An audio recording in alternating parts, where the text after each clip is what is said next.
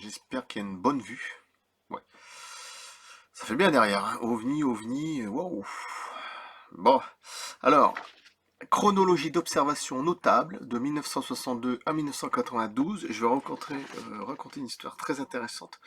1990 avec un OVNI triangle. Je crois que c'est celui-là. Voilà. Un gigantesque OVNI triangle, hein. Voilà, le Roswell russe. C'est toujours très intéressant. 152, il faut que je perde la page. C'est parti.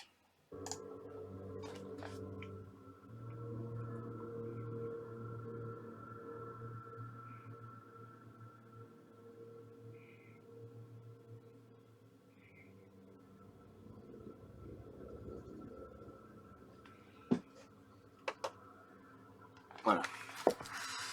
Alors, le Roswell russe, 1990. Alors, un article de Vladimir Ajaja, paru dans le NLO Magazine en 1999, raconte un incident où un gigantesque ovni triangulaire qui pulsait avait été détecté au-dessus de Samara par un radar militaire le 13 septembre 1990.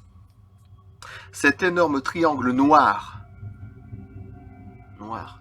avala les ondes du radar, les ondes du radar à une distance d'environ 5 km. Quand les officiers locaux quittèrent leurs installations souterraines pour observer le ciel, ils aperçurent l'OVNI qui volait très bas, à une dizaine de mètres d'altitude seulement. C'est vraiment très bas, hein. Sa partie inférieure était lisse mais non réfléchissante. Les observateurs ne purent distinguer aucun hublot ou ouverture ni de train d'atterrissage. Chaque côté de l'objet mesurait environ 9 mètres de long et son épaisseur avoisinait les 3 mètres. Il fut ultérieurement établi que l'objet avait émis de puissantes radiations. Il avait également projeté un rayon destructeur qui avait brisé une antenne radar en l'embrasant. Ça rappelle l'histoire que j'avais fait, vous savez, qui avait fondu une antenne là.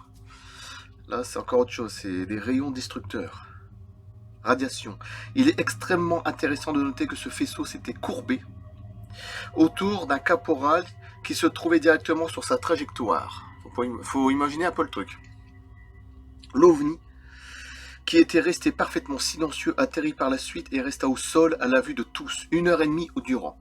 On s'aperçut ultérieurement que 2 militaires présentaient de ce qu'on appelle en ufologie du temps manquant, missing time. Ah, en anglais, bon. Ça fait mieux hein, qu'on dit en anglais, mais bon. Les enquêteurs furent en effet incapables de déterminer où ces soldats s'étaient trouvés durant ces 90 minutes. Ça veut dire que pendant 1 heure et demie, ils ne savent pas où ils étaient. Temps manquant.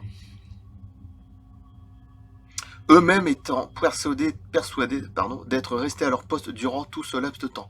Mais d'autres témoins affirmèrent qu'ils n'y étaient pas. Quand on examina ces hommes et leurs effets personnels, on remarqua que le numéro de série de la baïonnette de l'un et du fusil de l'autre avait été effacé par des moyens inconnus.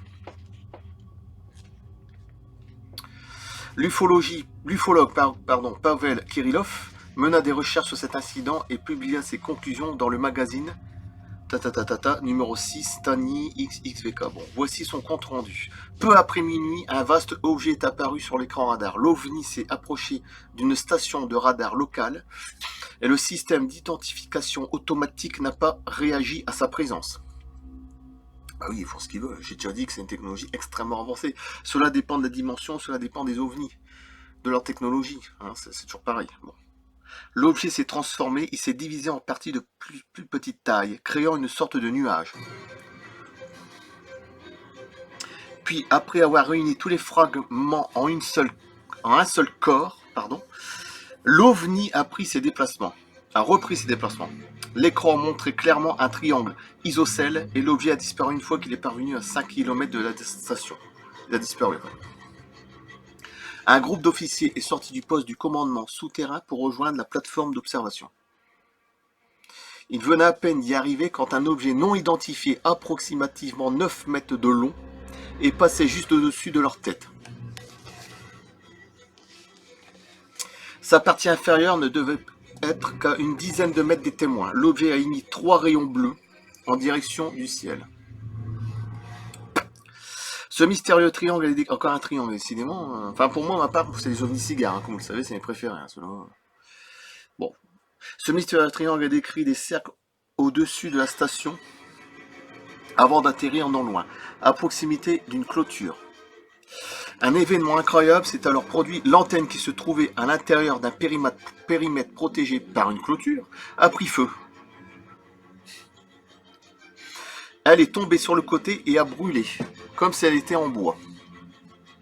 Une force inconnue a brisé le système de transmission de l'antenne et en a éparpillé les débris. Le caisson où se trouvait ce système a fondu et la peinture qui a noirci, il ne faut pas demander le truc, s'est mise à cloquer.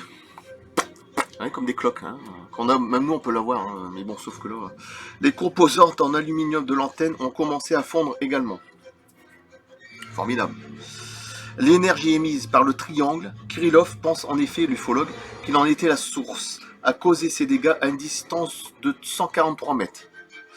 Et on peut dire qu'il s'agissait d'une énergie très puissante. Le triangle est resté au niveau de la station radar. 1h30, on ignore si l'objet est à l'origine d'autres destructions sur ce site militaire. Ce qui est fort possible. Il ne faut pas oublier que les deux militaires, qu'ils ont eu un temps manquant pendant 1h30. Avec leurs baïonnettes, tout ça qui a été effacé, hein, etc. etc. Hein. Voilà, effacé par des moyens inconnus. Voilà, c'était très intéressant. C'était un ovni triangle, hein, bon, qui se multiplie en plusieurs parties, isocèle, hein, il fait ce qu'il veut, de toute façon ils font ce qu'ils veulent. Et j'ai bien dit ils font ce qu'ils veulent. Alors, chronologie d'observation notable de 62 à 92. 1990. D'ailleurs, je vais mettre. Voilà. Le petit marque tapage. Le Roswell russe.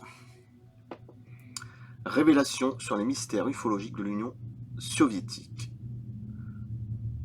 De Paul Stonehill et Phil Mantle. Je crois qu'on dit comme ça. Vous savez, je suis vraiment nul en anglais, mais bon. Voilà. Voilà, c'était un passage très intéressant. Je coupe. Et merci. À bientôt.